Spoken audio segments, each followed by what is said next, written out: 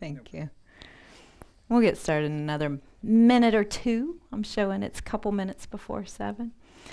Everyone doing all right? Good. So for those that were, by show of hands, who was here the first class? This is the third of 5. Okay, awesome. And then who is here tonight for the first time for this class? Okay, welcome. Okay. Those of you who were here the first night, I told you I was going on a trip.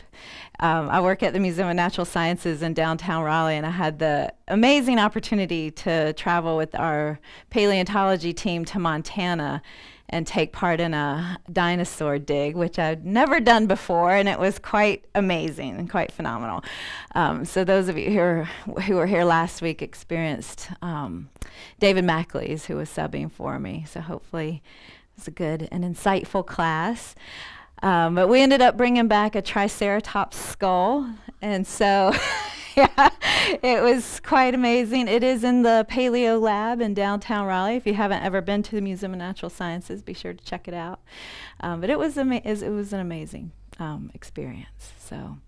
But welcome back, and welcome to those of you who are here for the first time. So this is class 3 of 5 of the Meditation 101 series, and it is a basic level meditation class. So I am in no way a qualified teacher, but I am simply leading this class, guiding us through this process. Class 3, we touch on tonight, hopefully, if we don't run out of time, we'll touch on the importance of establishing a motivation at the beginning of our meditation practice. We'll cover the different types, or a couple different main types of meditation. We'll also talk just a little bit about what objects of our meditation could possibly be, and obstacles to meditation and some of the antidotes to those obstacles. And then we'll finally end the class tonight on a meditation on transforming negative experiences into positive. So that's what there's a lot to do tonight. So that's what tonight's class looks like.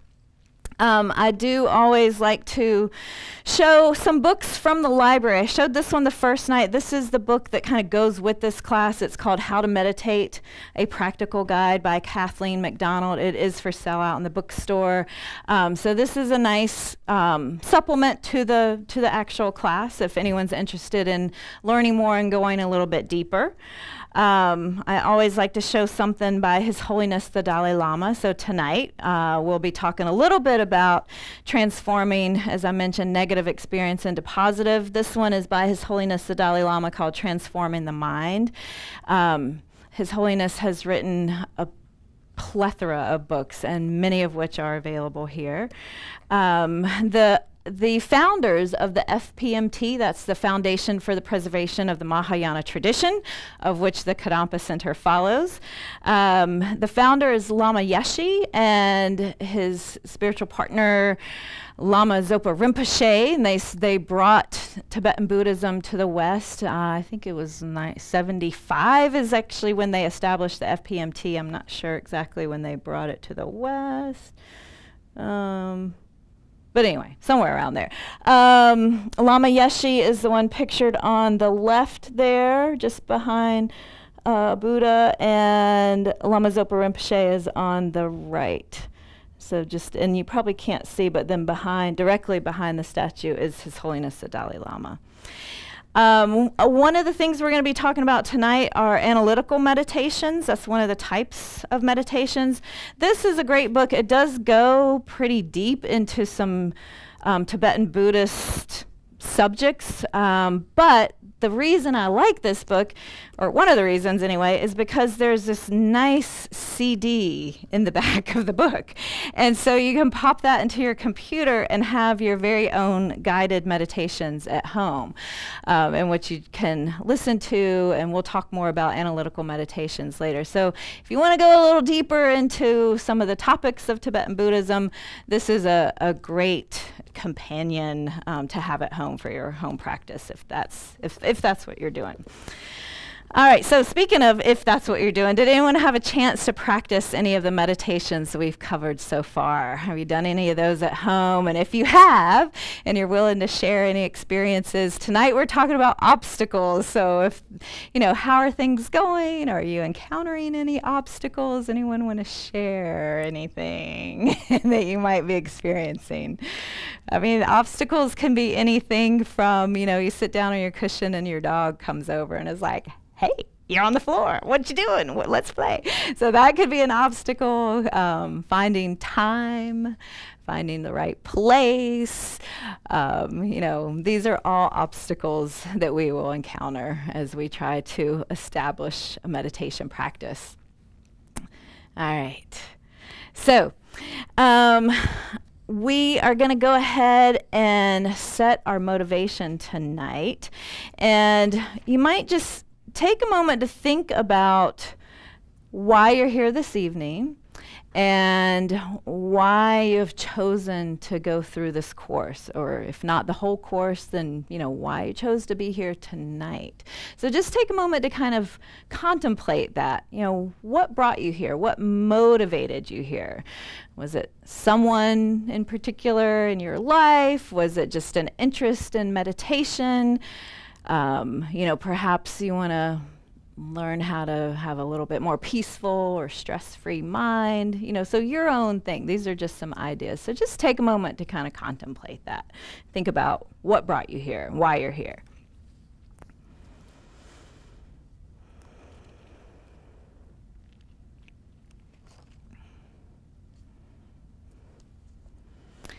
And in so doing, check in with that motivation. And of course, there's, again, no right or wrong answer to anyone's motivation whatsoever. You're here, and that's wonderful. But check in with that and take kind of stock in, does it involve you, your own personal desires, I guess, or is it kind of more egocentric? Or can you maybe even expand that, even if it is all about you, which again is fine, because motivation, the whole purpose is to, have a more positive, beneficial way of looking at things.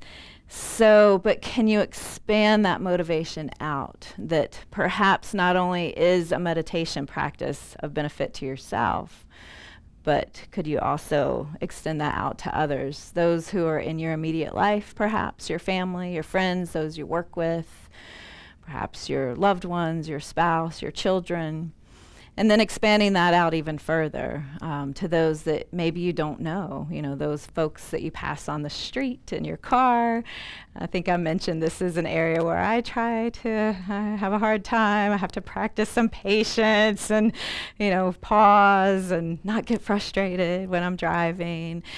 And then expand that out even further to perhaps people and things that you have issue with, or maybe you don't like, or become frustrated with. And just knowing that in a meditation practice, as you go through the practice, and it is a practice, like practicing piano or soccer or anything, you become better and better at it the more time and energy and effort you put towards it. So the more you practice, perhaps the more benefit you will be, not only to yourself, but to others as well. So just take a moment now to see if you can take that original motivation and expand it out. Expand it, make it bigger, larger, benefiting more.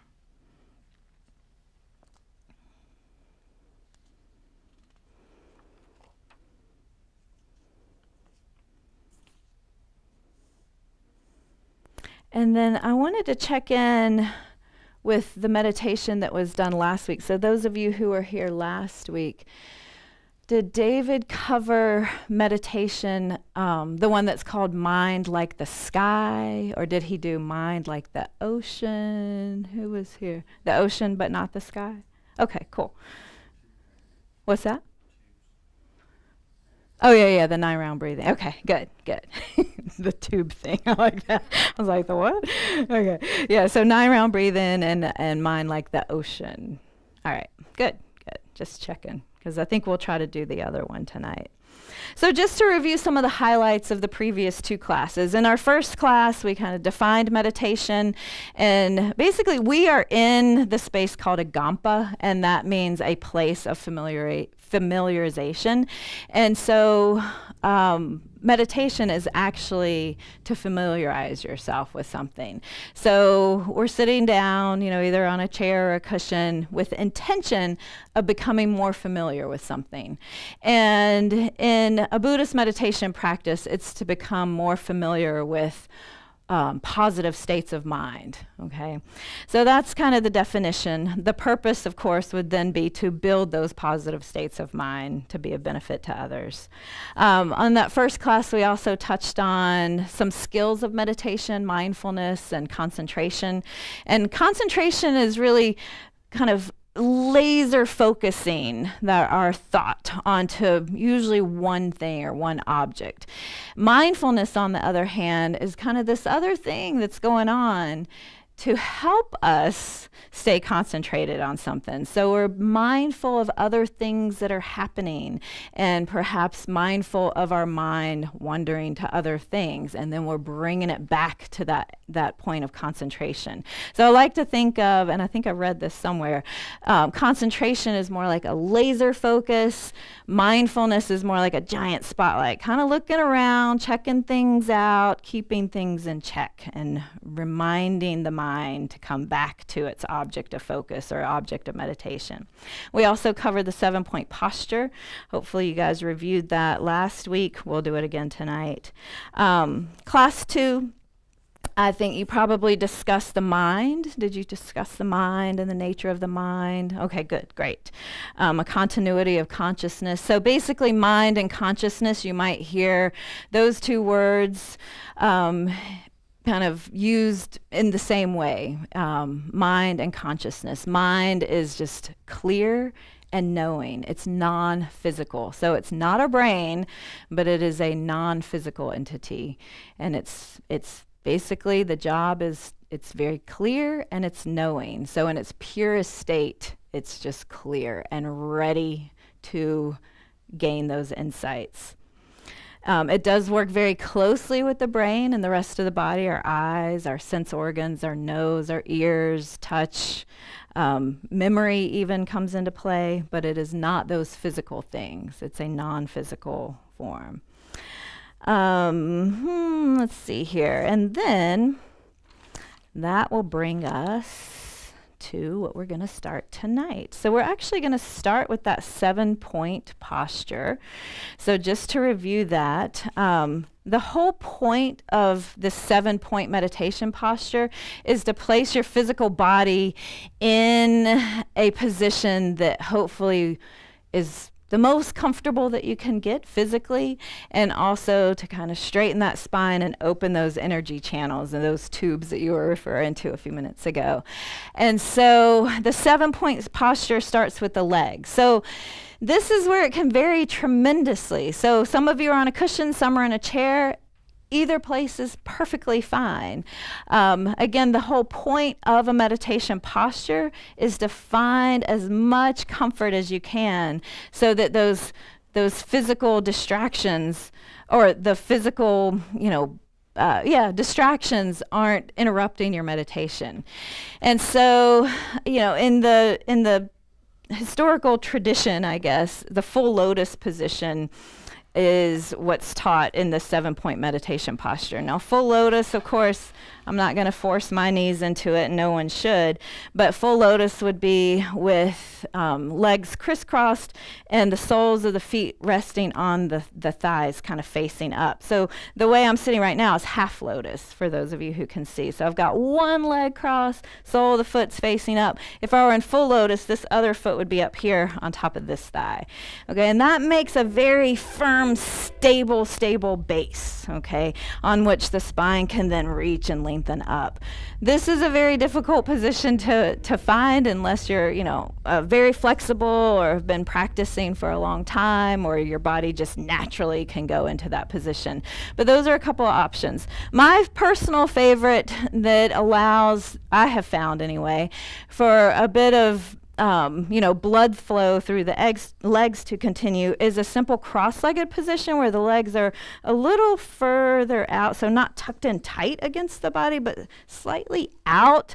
And this outer ankle bone, that round bone, kind of sits in the little divot of the inside of the other ankle, if that makes sense. So not right on bone, but kind of in this nice little soft spot between that ankle bone and the Achilles tendon. So that's just an idea. My suggestion to you is play around and find what works for you. Ideally, you want to have your hip bones a little higher than your knees, okay? So here's my hips, here's my knees.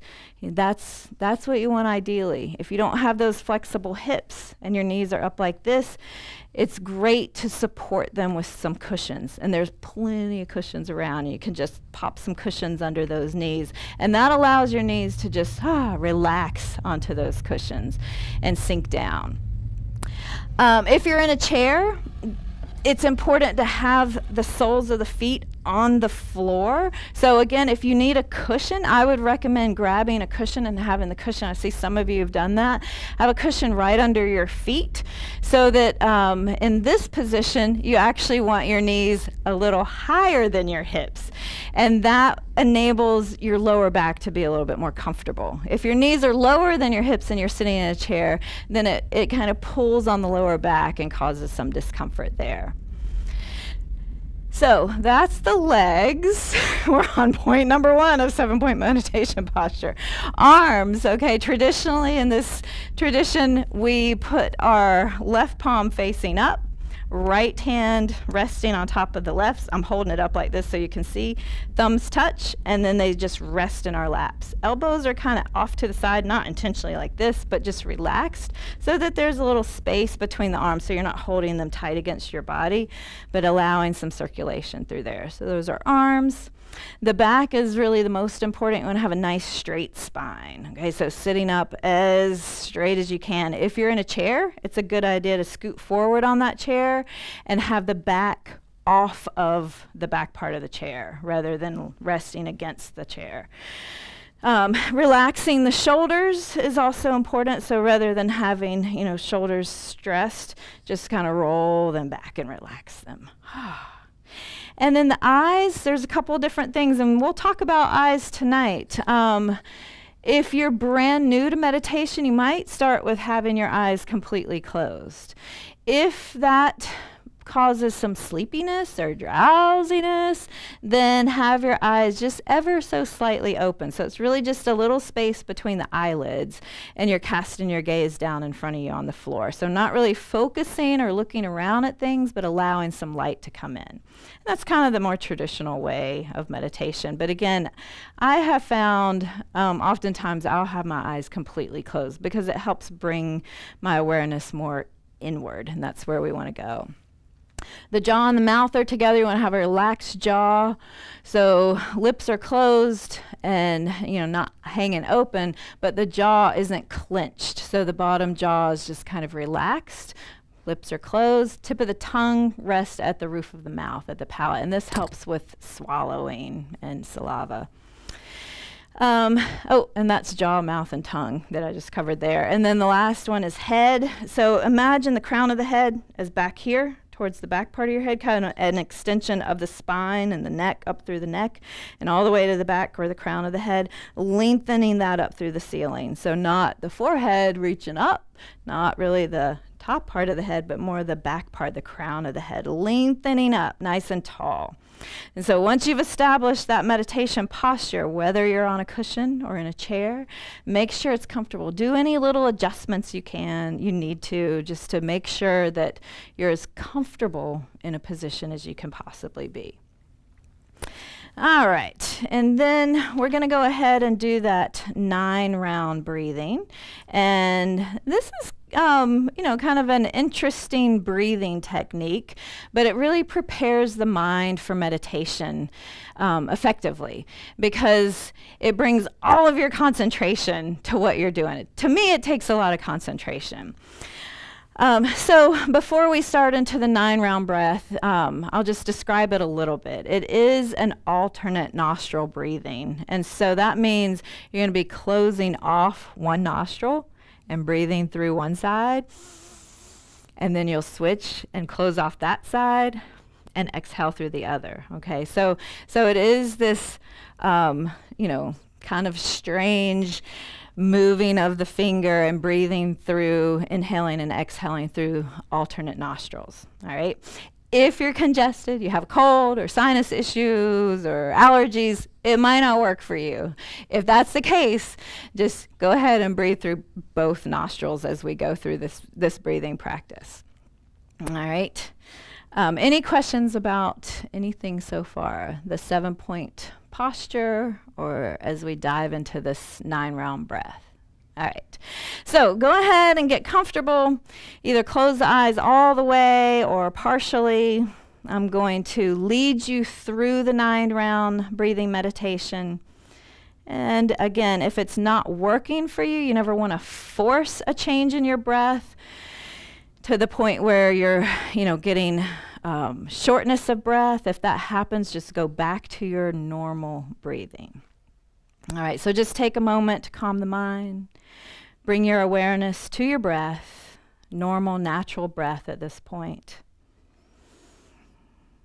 You might take 3 deep centering breaths. These are long, slow, deep inhales, followed by long, slow, deep exhales. You might want to do a quick round of counting your breaths, maybe up to 5 or 10. Whatever means works for you for kind of settling in, settling the mind, quieting the mind.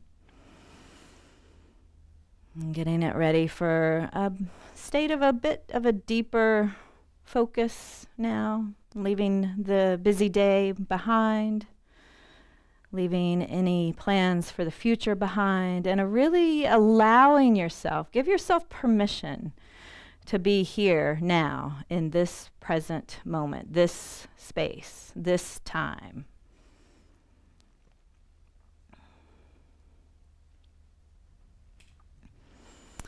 Recalling that motivation that you had generated earlier. And you might even think that you're meditating not only for your own individual benefit, but taking the time now to meditate and develop your mind to be of benefit for others, to become a wiser, perhaps kinder person.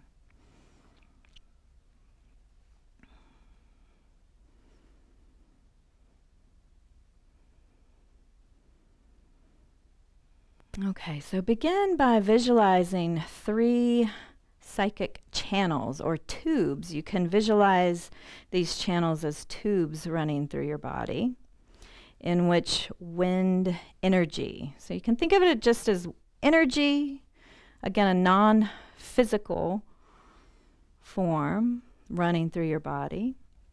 And these channels or tubes are round and hollow, about the size of a straw, so not very big. Very fine, smooth, flexible. And they have a bit of a glow to them, a luminescence, a light. And the middle channel is blue. It starts at a point midway between the eyebrows. So visualize this blue channel starting at the eyebrows. It curves up and back along the inside of the skull, kind of like the handle of an umbrella. And then it goes down along the inside of the spine to a point just below the navel. So that's the central channel. Its color is blue, but light, luminescent blue. And the channel on the right side of the body is red, runs from the right nostril back and downward along the right side of that central channel to end that same place just below the navel. So we've got the central channel blue running from between the eyebrows up along the skull, down the spine. The right channel is red from the right nostril, back and down, right alongside the right side of that central channel. And then lastly, the left channel is a white, luminescent, glowing light running from the left nostril down along the left side of that central channel and along the spine, ending just below the navel. And for this meditation, imagine the ends down there below the navel of these three channels joining together. And just focus on a moment on this visualization. So you've conjured this vision in your mind, and you're just contemplating that for a moment, thinking about it, visualizing it in your body.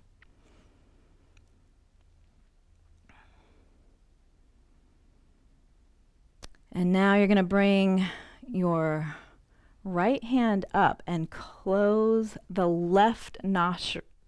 And this is a very light, gentle close. You're not pressing really hard, just enough to close off that left nostril with your index finger. And inhale slowly and fully through the right nostril. So long, slow, deep breath through that right nostril. Imagine you're sending the breath all the way down the end of that right channel. Imagine the breath flows from the the right channel into the left channel. And as you do so, move your index finger to hold the right nostril closed. And you're going to exhale slowly and fully through the left nostril. So you're inhaling right, exhaling left. As the breath leaves, imagine all impurities, any distractions, ignorance, anger, whatever, are expelled with your breath. Okay, so we're going to do this 3 times on this side. So in your own time now, you're going to close off the left side. Inhale right. Bring that visualization in. Close off the right side. Exhale left.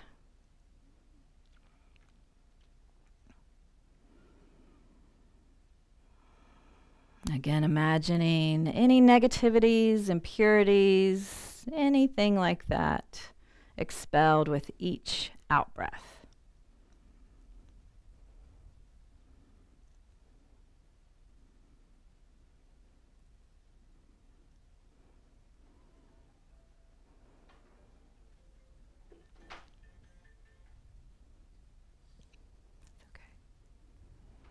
When you've gone through 3 breaths, inhaling right, we're going to switch and reverse the process. So now we're going to hold the right nostril closed.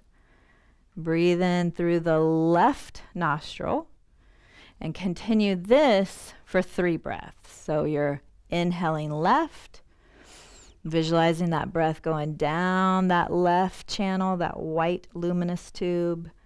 And then switch your finger, exhale through the right nostril.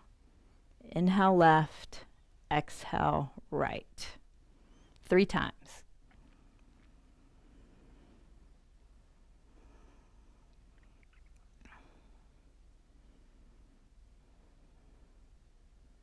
Really paying attention to your breath as it travels in your body, down the channels, back up and out.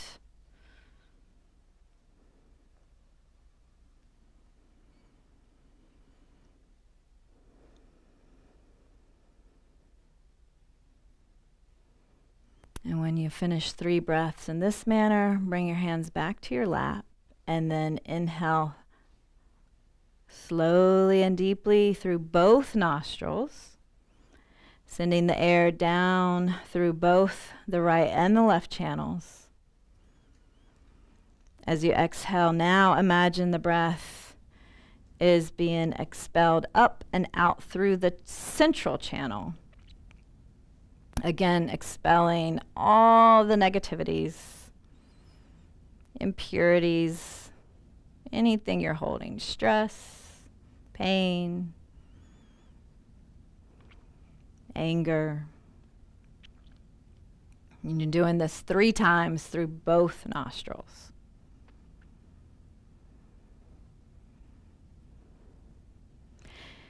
Now, I've talked you through this first round of the 9-round breathing. Now I want you to go ahead and do at least one more set. Okay, so again, in your own time, your own breath. So again, the first one, you're going to inhale right nostril, exhale left. You do that 3 times. And then after that, you reverse the process. You inhale left and exhale right. You do that 3 times, ending with both nostrils. So go ahead, in your own time, your own breath.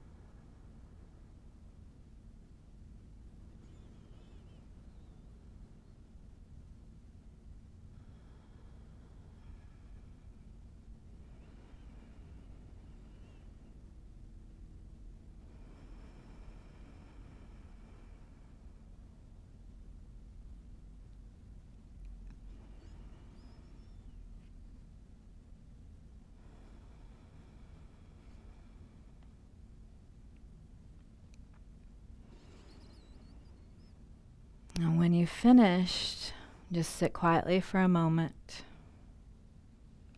noticing how it feels, noticing the state of your mind. Again, no right or wrong answer. You may feel calm, you may feel agitated. No right or wrong answer. Just notice.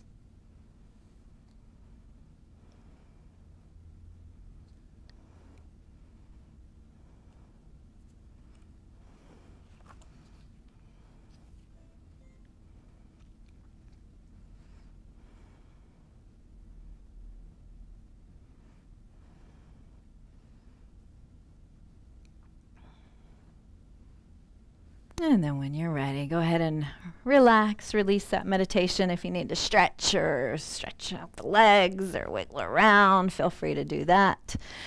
So for those of you that are practicing this for the first time, or maybe it's a fairly new technique, what did you think? I remember learning this a long time ago and thinking, whoa, that's a little weird. I don't know. So thoughts, any feelings? Anything come up? Any sense of calmness? Yeah. Oh, yeah, I forgot about that. Go ahead and say. I don't know where. Oh, Sherry went. Uh-huh. Okay. So you feel better. It does. You feel like it does something. Uh-huh. Okay.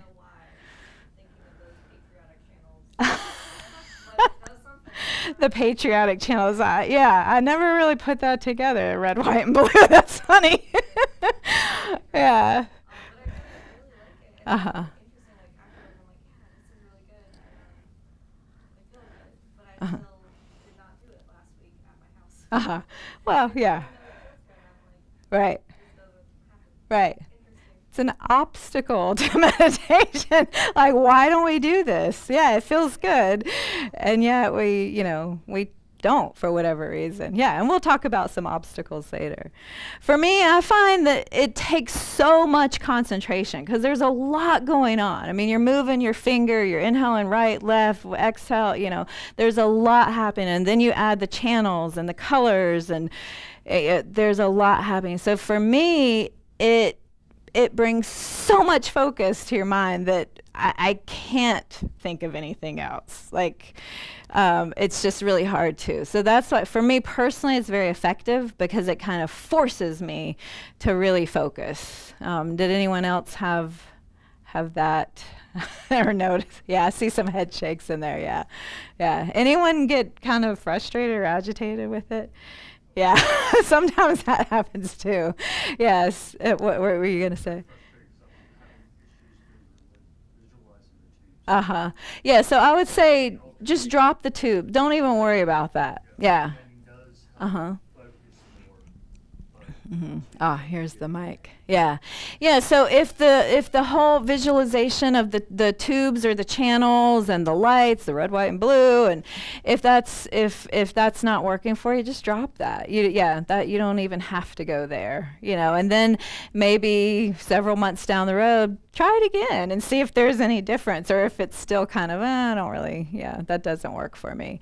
And that's okay. Again, there's no really right or wrong answer. The point is really to focus your mind and get it ready for a deeper meditation. Yeah. Anything else anyone else wants to share? All right, so we're going to go ahead and do the mind like the sky meditation. So last week it was mind like the ocean. Did anyone practice that at home over the week or so? Yeah. So I'll be interested. These two meditations, mind like the sky and mind like the ocean, are similar in that it's kind of an analogy, I guess, of how the mind is, either like the sky or the ocean, and so I'll be interested to hear if you like one better than the other. So if you need to stretch or move, go ahead, stretch or move, and then kind of reset yourself in that, kind of bring back that 7-point posture. Kind of mentally go through those 7 points and situate yourself on your cushion or on your chair. Find a place that's going to work for you. And then when you're ready, go ahead and either close the eyes fully or keep them open slightly, whichever works for you best tonight, right now, for this particular meditation. It's always nice to recall again the motivation. You'll hear this over and over. So again, recall your motivation, expanding that motivation out to be of benefit not only to yourself, which this practice hopefully is, but to others as well. And perhaps go ahead and take those 3 full deep centering breaths. Slow, deep inhales through the nose. Slow, deep exhales out of the nose. 2, 3, 4, however many you need.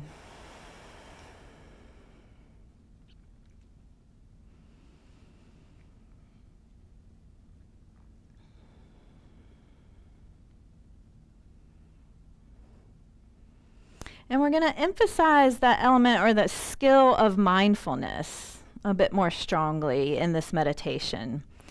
Allowing your mind to be a bit attentive, kind of noticing, being the observer, taking note of what's coming up, regardless of what it is. Don't worry about what comes up, but also don't necessarily follow those thoughts or get wrapped up in them. Simply observe thoughts like a tourist, just an observer.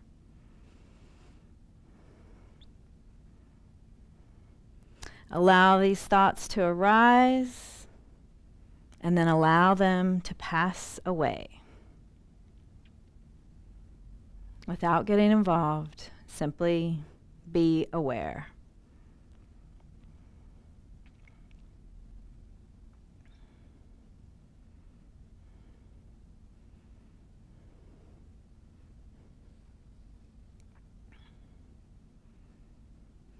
Now try to kind of forget that there's an observer or something to be observed, and simply imagine your experience as being like the sky.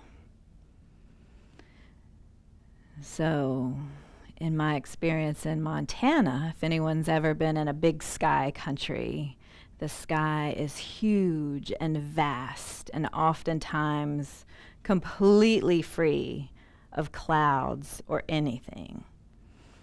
So visualize this big, blue, vast, spacious, endless sky. And just take a moment to concentrate on this experience. You might imagine yourself lying on top of a gentle slope or hill, or just simply sitting on your cushion, whatever works for you. Take a moment to identify with this clarity, this spaciousness, this awareness of big, clear, vast sky.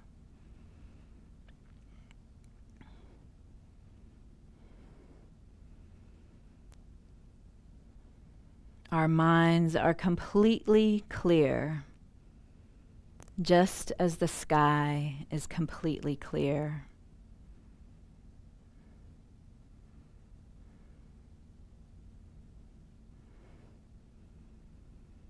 Now, sometimes clouds do fill the sky and obscure parts of this vastness, this open sky. But that doesn't mean that the sky is the clouds. The sky is still there. The clouds are simply passing through.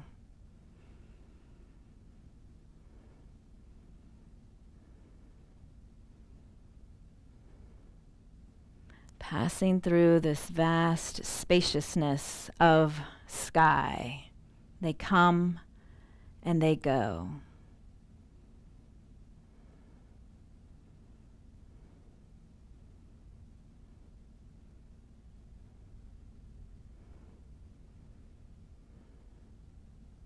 The clarity and the spaciousness of the sky is not compromised by the clouds.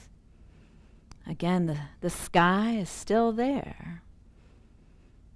The clouds just arise and pass through.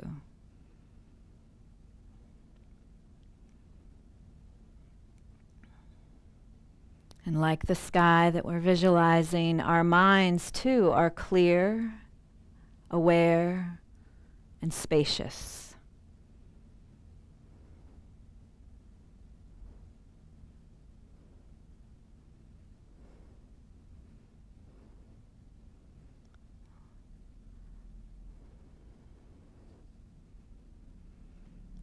So when a thought, an emotion, an idea comes into your mind, just take a moment to observe it and let it pass on by. Allowing these thoughts to arise and pass, just like the clouds pass through the sky.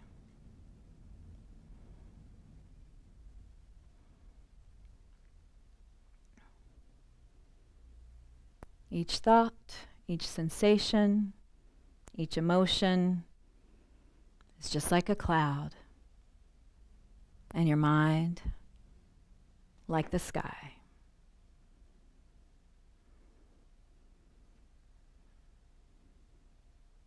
So just concentrate on this experience for a moment.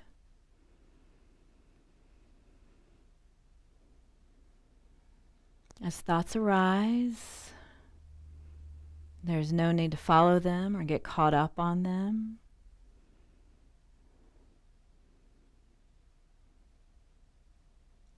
There's no need to get drawn into their story, but instead, intentionally, just let them go.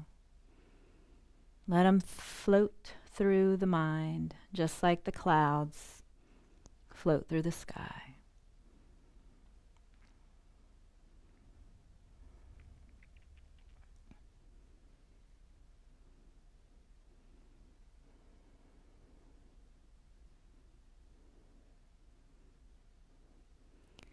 Well, sometimes you may unintentionally get caught up in a thought. As soon as you realize that, again, make that conscious decision to let it go. Bring your awareness back to the vast spaciousness, openness, like a clear blue sky.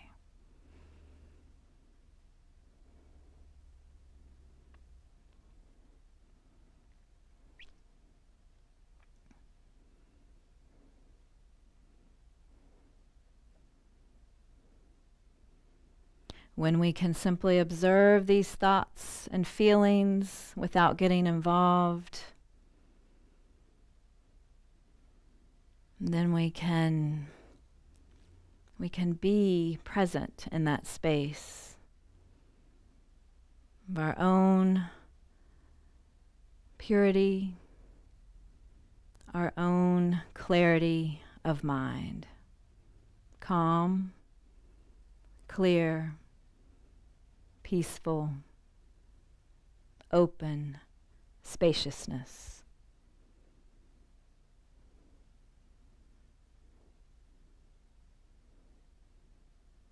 Without agitation, without anxiety, without stress.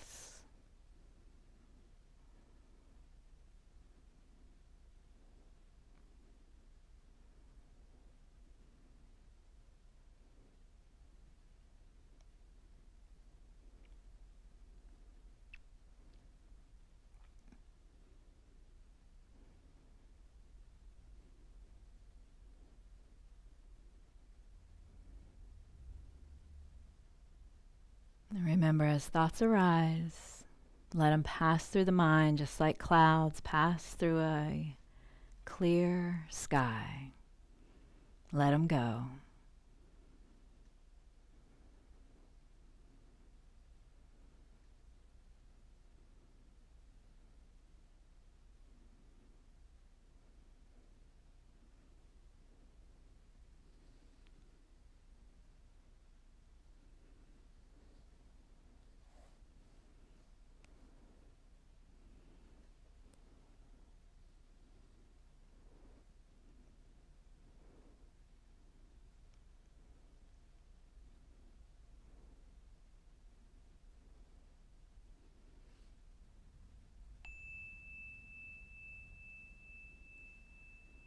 Go ahead and relax your meditation. Begin to open your eyes. Take a stretch if you need to.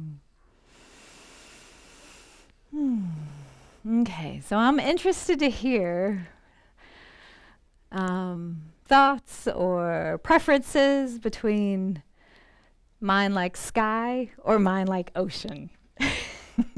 Anyone have a distinct preference that did mind like ocean last week?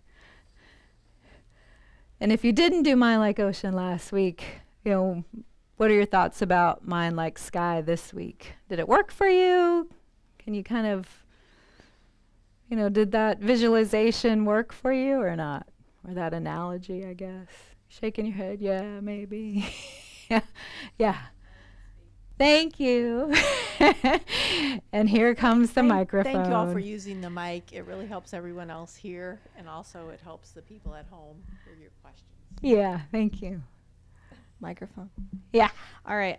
So I did the ocean one last week, and I really enjoyed it very much. I did practice it again during the week, and it kind of got sidetracked, but it was still beautiful. It was still like a really cool meditation. It just turned into something else. I think I prefer the ocean just because I prefer the ocean, like in real life. So I liked that one. This one, I ended up, and I don't think I don't know if anybody else did this in their mind, but my sky was the night sky. And it was cool, so I went with it. And then I was like, cool, we're doing this. And then the thoughts were shooting stars. Okay. So it was like exciting. I was like, ooh, and it felt okay to kind of do that. That was kind of cool. So instead of a daytime sky with clouds passing through, a nighttime sky with shooting stars. Yeah. I like it. It works, so I went with it. And that works in the Montana sky as well. I bet. So I really like that. I thought that was cool. Thank you. Yeah, thanks for sharing. Anyone else have an experience or a preference that they want to share? Yeah, thanks. I felt like I had a hard time getting into it, even though I think I've been through that meditation here once before, and I thought it was wonderful. And I kept having like these moments where I would lose my focus for like 10 seconds, which is a really long time during that. And then I'd be like, oh, I gotta come back. Bring it back. And that was fine. And it was like really reassuring to remember that that's always there. Like even if I've drifted away, it's been there the whole time. I don't know if that, I'm sure that makes sense to you, actually. Yeah. But, and all these like judgments kept coming up that I was just like not able to do it today. But then I would come back and just be like, oh, don't pay attention to that. And then when you rang the bell, this thing had happened last time where the bell gets rang and it's a cloud. And I don't. And Nice. I opened my eyes, I forgot I was in here. And I was like, okay, well, I guess that worked. That was good. That's it. Yeah, and so a couple points to that is that, and this is something that David Mackley says, he was the sub last week, that you can't do this wrong. So, you know, if you feel like, oh, I'm not doing it right, I'm doing this wrong, just let that go, because you can't do this practice wrong. It is a practice, and the fact that you're practicing it, you know, means that you're doing it and you're doing it right. And catching, you know, the whole point of meditation really is to catch your mind and bring it back, because you're training your mind, you're practicing. So catching it, bringing it back, catching it, bringing it back, catching it, bringing it back, over and over and over. And it might happen every second. It might happen once every 10 minutes, you know. So, but the fact that you can catch it and bring it back, that is really the meditation, to catch it and bring it back. Catch the mind, bring it back. Yeah.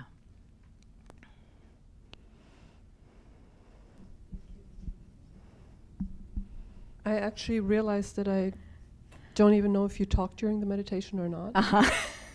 Did you? Yeah, I did. Okay, so because it was actually really easy for me to do exactly that, to catch it and bring it back. And I wasn't sure if it was because you were saying it or because I was catching myself. So no, you were catching yourself, because I wasn't saying that. I was talking through the meditation. But I wasn't saying, catch your mind and bring it back. So you just naturally fell into that. So I guess it was really successful for me, because I didn't really know what you were saying. So, thank you. Yeah, good. And then as far as time goes, you know, if you're practicing and you're developing a home meditation practice, you know, start small, you know, couple minutes even. And then if you feel like, oh, I can totally go longer, I'm like just getting into it, you know, when she rang the bell. If you're practicing at home on your own, you know, go for it, unless you've got like a hard deadline, you got to get to work or something.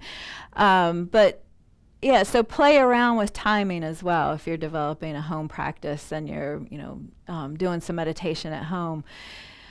It's always good to stop a meditation practice when you're still feeling very good and positive. So don't let it get to the point, because remember, the point of a meditation practice is develop positive mind states and not negative mind states. And so if if it's really forced and you're having a really hard time and just today is not the day and got too many things happening, then, you know, maybe put it off until later, or try to do little snippets throughout your day, like I'm going to be patient when I'm driving, or I'm going to hold my tongue when somebody says something mean to me and I want to say something back. So even those are little meditations that you catch yourself and you pause and you make that choice of what you're going to do or not do.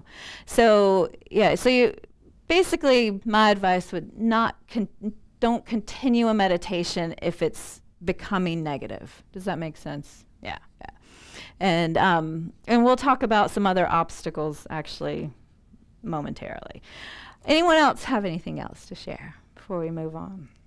All right, let me find my spot here. Yeah, so I have a really strong preference of one way or the other, the ocean or the sky, but I'm not going to say. A really strong preference. Like, I really like one and I can't stand the other, which I think is interesting. That's why I'm always like, what do y'all think? Oh. All right. So there are a couple of main types of meditation. And one is called, well, we'll start with stabilizing, because that's kind of what we've been doing when we're counting the breath and bringing our awareness to an object like our breath. So stabilizing is a concentration meditation. And within these two different types of meditations, there's more. So there's two main types. The stabilizing, which is a really concentrated, focused meditation where you're trying to bring your awareness and all of your mind onto one object. Again, whether that object is perhaps the statue of the Buddha or your breath or a candle or a beautiful object, something ideally positive. And then the other type is analytical meditation. And that's where I mentioned this book here with the CD in the back. So this is filled with some analytical meditations based on the Buddhist path. And so if that's something you're interested in, I found it to be a great resource. So an analytical meditation is more like you're going to sit and think about something. So that something, in Buddhist philosophy might be like impermanence.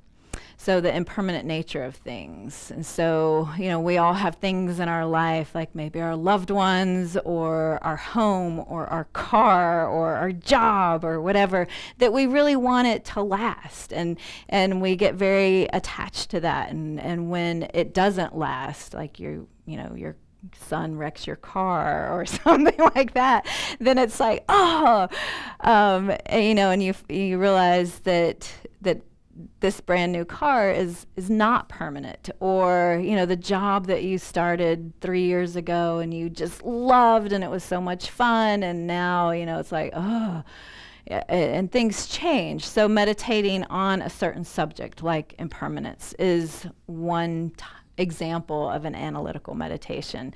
So there's all kinds of things. And if you have a question about something, that comes up, especially as you go through this course, or if you are choosing to delve into deeper Buddhist topics, then it's great to sit down and think about it, contemplate it. So an analytical meditation does involve a lot of contemplation. You're bringing in your thought processes and really just taking that intentional moment to sit and think about something. And then when you find that something really clicks, then you can kind of bring your awareness and focus to that and sit with it a little bit longer. So those, again, are the two main types of meditation. Stabilizing, which is a very concentration, one-pointed. You'll sometimes hear it called single-pointed concentration meditation, or calm abiding is another name for that in the Buddhist tradition. And then analytical. So there's always going to be obstacles to our meditation. So you may have already experienced some tonight even. And again, those obstacles can range from, your pet at home, kids, whatever. So just thinking about that for a moment, and any meditations, even the one that we just did, or if you're practicing at home, what are some obstacles that you've encountered or run into? Yeah. Yeah, so strange place, something that doesn't really feel comfortable. Yeah, that's an obstacle for sure. Yeah. Sometimes when I start thinking about my breathing, Uh-huh. it makes it harder to breathe. Yeah, so you're saying sometimes when you are concentrating on our breathing, it actually makes it more difficult to breathe. Yeah, and that's actually very common and for beginner practice, but the more you do it, the more you're able to think about your breath and have it come a little bit easier. Yeah. But again, as I mentioned, with the 9-round breathing, if you're finding that you really like can't catch your breath, then return back to your normal breathing and, maybe think about something else. Or even get up, take a little walk around, and then come back to the cushion and try again. So you don't want to get to the point where, your breathing is so, thrown off that it's becoming too much of a distraction. But if you can kind of work with it and keep coming back to it little bits at a time. A concentration on the breath without changing the breath, so breathing normally, sometimes helps. On the other hand, you might find that actually intentionally changing the breath is easier. And I know that's contradictory, but try it one way or the other. So breathing normally, I'm going to count my breath. Inhale, exhale 1, inhale, exhale 2. If you're breathing normally, then you might find that, oh gosh, now my breathing's all thrown out of whack. So then try it the other way. So think, now I'm going to intentionally lengthen that inhale, lengthen the exhale, and see if that works, see if that helps. And so play around with it. But again, if you're finding that it's just, like I can't even breathe now, then just let it go for a little while. Yeah, but keep practicing. Breath work comes easier with practice, like anything. So obstacles, being in a strange place, breathing practices not working, anything else that comes up as far as obstacles go? There's a lot of them, so just throw them out there. Yeah. I have a materialistic one. Uh-huh. I don't want to do it because I don't have a proper cushion. Right. Okay. Uh-huh. Yeah. No, I had that as an obstacle too. I finally just bought one. I was like, you know what? And it helped, I really like a particular cushion that's here at the Kadampa Center, the one that's kind of has little beads in it. And finally, I just bought one. And now it's much, I removed that obstacle. And I have to say it actually does help. But it does help to feel comfortable in your seated position. What else? Any other obstacles? Yes. I have a really difficult time relaxing the muscles in my neck. And I don't notice it that much until I try to do that. And then I'm like, goodness, my shoulders. Right. It's like, oh, yeah. And again, with anything, if you don't normally sit in a cross-legged position on the floor, then those muscles in your body, it's going to take some time for them to adjust and get used to that, certainly. So again, the more you do it, the more you're conscious of, instead of doing those centering breaths that I keep mentioning at the beginning, maybe do some relaxation, like, okay, I'm going to intentionally relax my shoulders. I'm going to intentionally relax my jaw. I'm going to intentionally relax the space between my eyebrows or my forehead, and just kind of run through some areas that tend to hold stress and intentionally bring that awareness to relax those areas of stress. And then if you find yourself during your meditation, tensing up, bring that awareness. Okay, I'm going to relax my shoulders now. I'm going to relax my forehead, and just bring that awareness to your body and just, intentionally bring that relaxation again, over and over and over. And gradually, those muscles in your body will start to remember, oh, I'm sitting on my cushion now and it's time to do this. And, muscle memory comes into play. And then you can just kind of settle into it. Some of the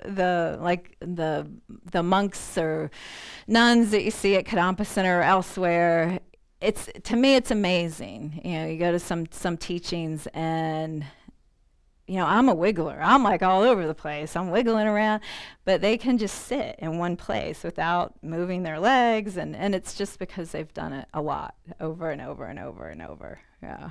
So just keep at it. Yeah. What other obstacles are coming up? Anything else?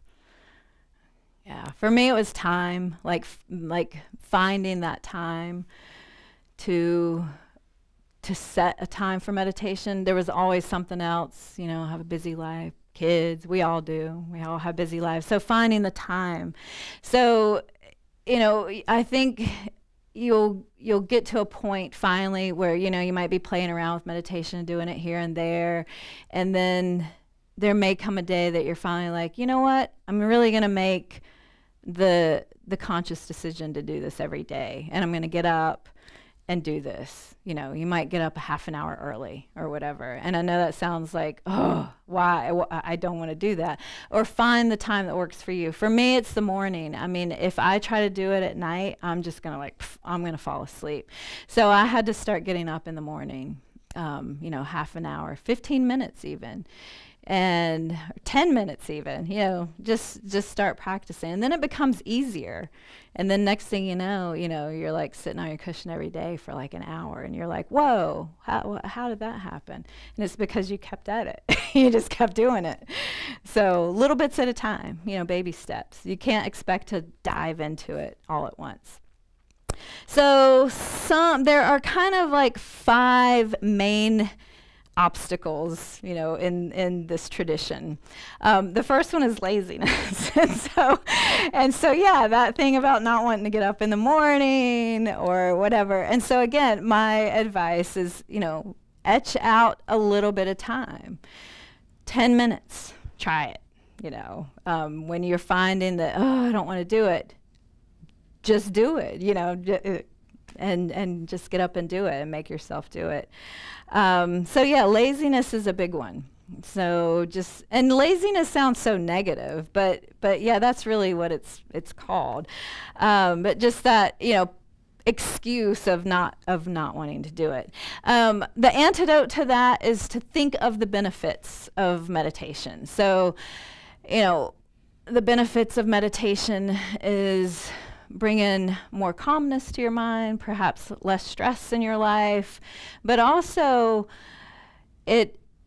meditation gives you that pause in between our thoughts where you have that time and that ability to make a decision, to choose to go one way or another.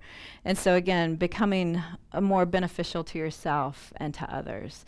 And so as you develop your meditation practice, you'll realize, if someone sets you off in the middle of the day, you might find that, oh, I actually paused before I reacted, and I thought about how I might react in a more productive way. So you can bring those benefits as your antidote. Like, oh, I don't want to get up and meditate today. I'm so tired and I've got so much to do. And so then reflect on, well, what are the benefits of meditation and why am I doing this? So that's kind of the antidote for that, the one that's called laziness. The second one is called forgetting the object of meditation. So this happens, we're sitting here, we're thinking about our breath or the sky, and then we're like, wait a minute, what was I thinking about? The grocery list, what I'm having for dinner tonight. And so this happens this will happen all the time. And even Geshe-la, our resident monk, he says it happens to him. So so again, don't beat yourself up about it. You're not doing anything wrong. But so forgetting your object of meditation is just to simply then remember your object of meditation is the antidote. So when you realize that you're not focused on your breath anymore, bring your mind back to your breath. When you realize you're not thinking about that analytical meditation topic, bring it back to your topic, and just keep bringing it back over and over. So that's the second of the 5. The next one is kind of 2 that are looped into one, and then these 2 are pretty common as well. Mental excitement or mental dullness. So, as I said, if I practice in the evening, I will tend to fall asleep. Like I'm awake now because I'm leading this class, but if I was at home trying to do this, I would literally be like, nodding off at this time of night. So that would be mental dullness. So some things to counteract that is, well, to get enough sleep is number one. To raise the lights in the room. So if you're at home, turn on some lights, kind of have the area well lit, open some curtains, let sunshine in.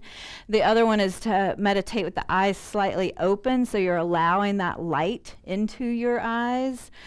Secondly is checking your posture. If you're kind of slumping and your head's falling forward, readjust, sit up straight, bring the chin up a little bit more than normal, and that brings some awakeness and counteracts that mental dullness.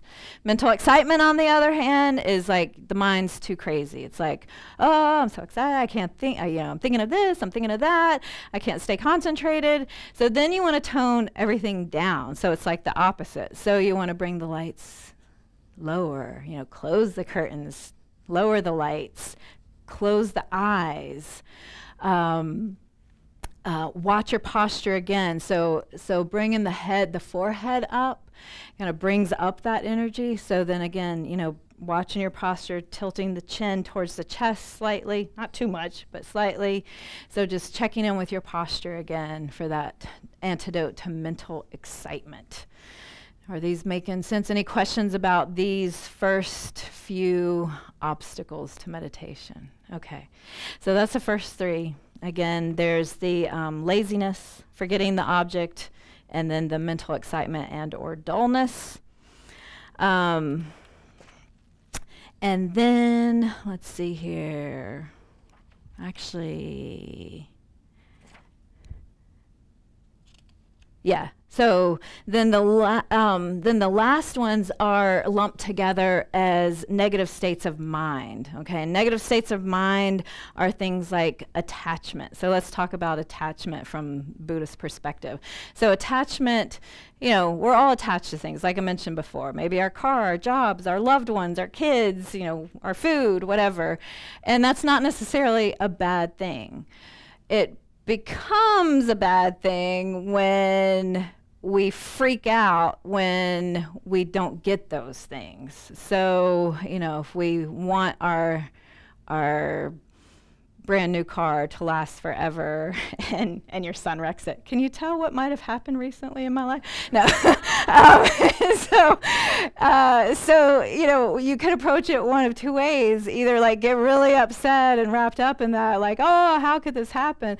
Or it's like, well, at least no one got hurt and it's just a car and I'm not really attached that much to it. So, finding that attachment. Attachment really from Buddhist philosophy is exaggerating the positive qualities of something. And, this happens a lot if you're in a new relationship or, remember the days when you're a teenager and you were just like, had this crush on somebody. You're exaggerating those positive qualities. Like, it's the best person in the world, so handsome, so great, so perfect.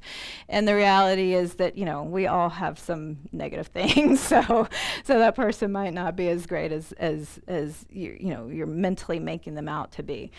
So exaggerating those positive qualities. So that's one of these negative states of mind, attachment. Another one is anger or aversion. So it's kind of the opposite of attachment. So instead of assigning and exaggerating these positive qualities, you're assigning negative qualities and exaggerating those negative qualities. And so again, I'll use, personal relationships. There may be someone at work that really drives me crazy, and yet she's best friends with someone else. So, what's happening here? Is that person inherently good or bad, or is it the way, myself and this other person are perceiving her? So, it's all about our minds and our states of mind. So, yeah, no, it's not necessarily that particular person. It's the way that my mind is viewing that person, or this other person's mind is viewing that person. So anger, attachment are kind of, hand in hand. One is exaggerating those positive qualities, one is exaggerating those negative qualities. So anger, attachment, the obstacle of pride is another one. This is kind of a comparative state of mind, like, oh, I'm so much better than this other person. I don't, I already know this. There's nothing that I can learn here. Again, it's this comparative element of mind. And same with jealousy, which is the next one. So again, comparison, like, oh, I'm not as good as that person. I'm kind of envious of that person. So again, these two kind of go hand in hand. Comparing, and these two different states of minds are never a happy state of mind. And then the obstacle of ignorance, just, having confusion or being closed-minded to subjects. So again, as subjects might come up, especially if you're delving into Buddhist philosophy, rather than discounting them automatically, think about it, sit with it, delve into it a little more, read about it, ask about it, learn about it, kind of check it out a little bit more. And that's not true, and that's not only true with Buddhist philosophy, but really, anything in life. Question it, check it out, learn about it, delve into it more.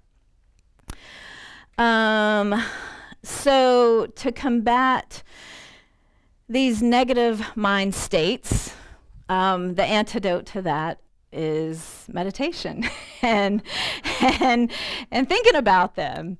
And so let's see, how are we doing? Oh, good. So our last meditation for the night is the one that I mentioned earlier, called Transforming Negative Experiences into Positive.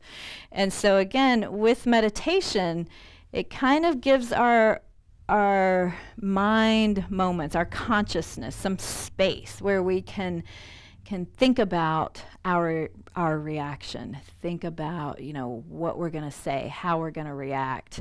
And so it creates a bit of space. And so this is where that transformation can take place. One of the books that I pulled tonight by Lama Yeshe, there's a whole rack out here. These are little freebie books from the foundation, or actually the Wisdom Archives.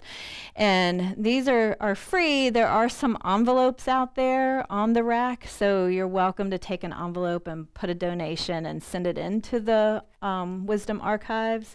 But these are made free so that, this type of thing is available to everyone. But there's one called Becoming Your Own Therapist, and that's basically kind of, transforming your thoughts from negative places into positive. So that's out there, but there's a whole host of other books that kind of address this topic as well. So let's go ahead and do this meditation. Again, revisit that 7-point posture and try to find a comfortable position that's going to enable you to sit for about the next, 10 minutes or so. So again, stretch if you need to. Find what's going to work for your legs, your knees, your back, your shoulders, your jaw, your forehead. And kind of bring your awareness to your body, releasing any areas that might hold tension, that might hold stress. Decide if having the eyes completely closed is best for this meditation, or perhaps just slightly opened. And as always, do some type of breathing meditation just to kind of settle the mind, to prepare the mind for this meditation. So it might be just simply noticing your breath. You could do a quick 9-round breathing meditation. You could do a simple counting of the breath. You could just take those 3 centering breaths, as I call them. So just kind of pick one.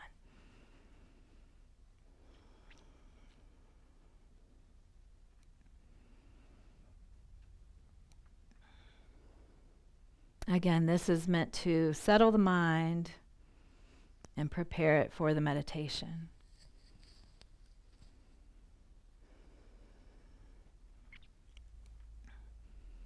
Allowing your breath to settle back into its natural rhythm.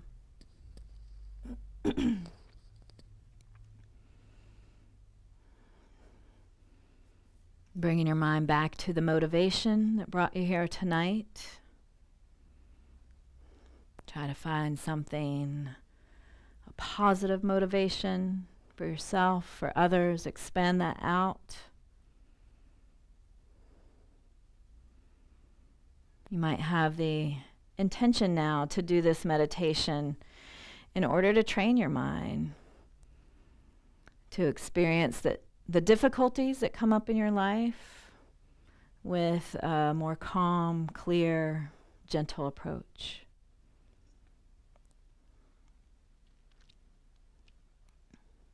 So just take a moment now to think about your day, either today or yesterday, or within, the past today, or within the past day or two, let's say.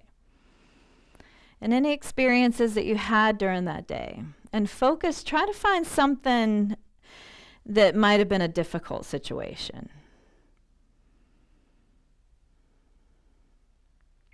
And then just stick with that one difficult situation. It doesn't have to be anything major, just, something that may have come up today, yesterday, or a day or two ago. Maybe a situation in which you became impatient, lost your temper, maybe focused on others as being a problem or a frustration. Maybe even said something verbally that, maybe wasn't the nicest, or something that you may have regretted.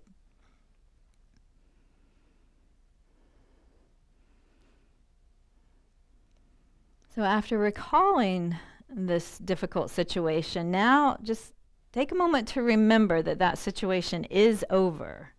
It's a thing in the past, and you're simply experiencing the memories of it now, something that has already gone.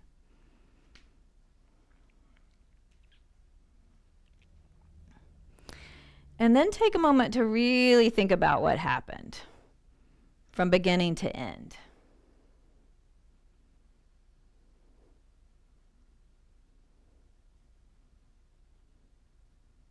Watch and observe your mind.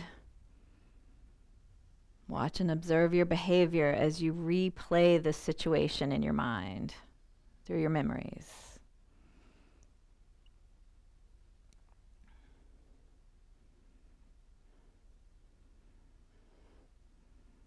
Use some of the techniques you may have already learned or been practicing to kind of disidentify with these feelings and actions. So you're, again, turning to just watch and observe.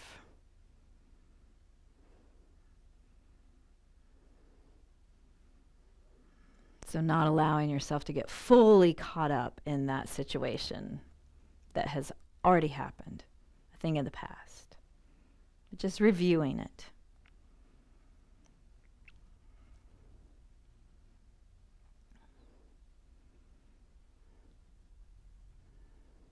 And think about the disadvantages or the harmful nature of these negative responses that took place during that situation. Think about how you physically felt while you're maybe being impatient or angry. Any physical sensations. And then any mental sensations. Did you feel happy? Did you feel comfortable? Did you feel at peace?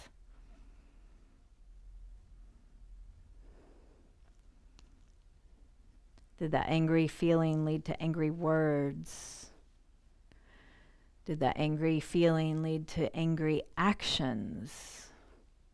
If so, what effect did that have on you?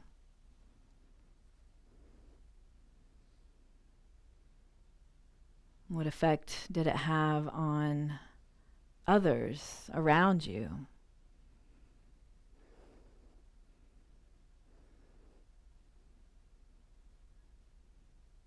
Did these angry feelings, words, actions make you happy? Did it make the other person or people around you happy? Did it make the situation easier?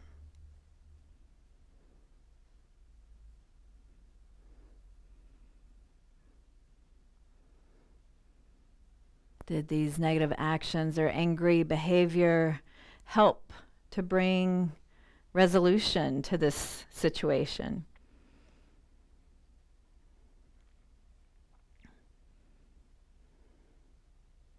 Did it help bring a positive solution?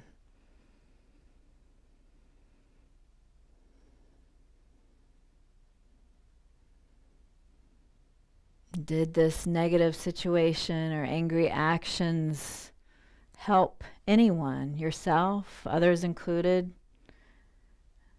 Did it help to feel good and understand each other better?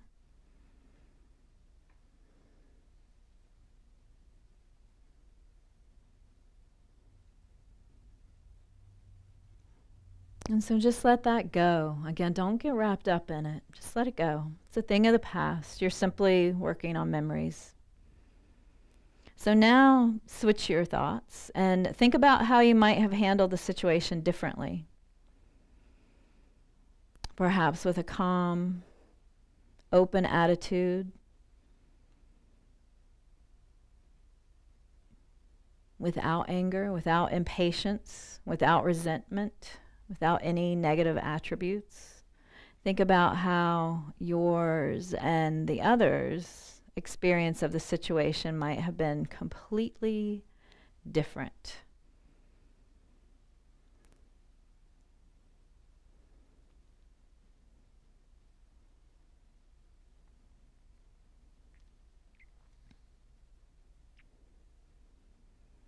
So replaying the entire situation in your mind from beginning to end, imagining it completely different. Generate a strong feeling of how amazing, how extraordinary it would be to manage difficult situations with a calm and peaceful mind, not controlled by anger and agitation.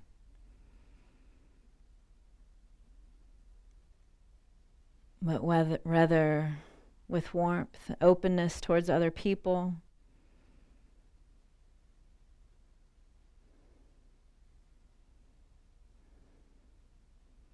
And how you would feel about yourself at the end of an exchange like this.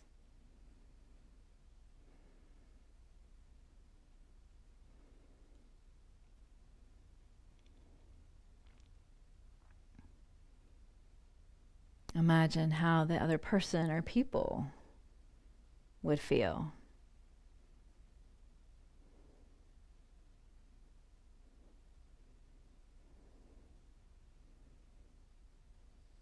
And then make a strong determination that next time, maybe the next time you encounter a difficult situation, just pause and try to find patience. Take a deep breath, maybe step back. Make a choice to respond with openness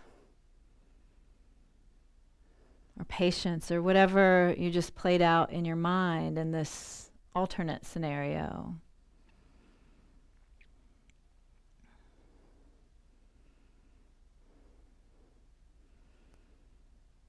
Additionally, making a strong determination that each time you find yourself responding with impatience or agitation or anger, that perhaps you'll choose to practice the reaction of patience, calmness, kindness, balance. And the more you do this, the easier it becomes as you train your mind to react in a more positive, a more balanced, a kinder and gentler way.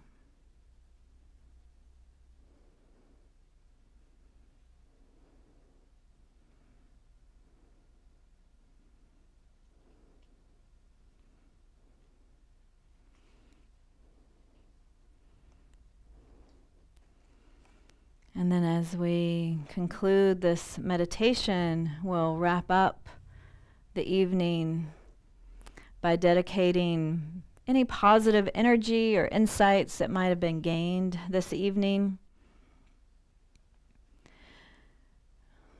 to each of us, all of us here in the room, practicing together so that we may achieve true happiness within ourselves,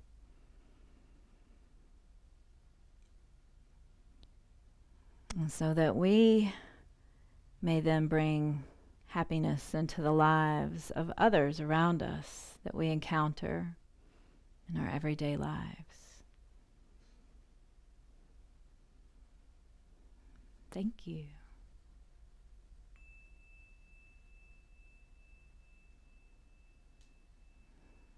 So gently relax your meditation, open your eyes, take stretches if you need to.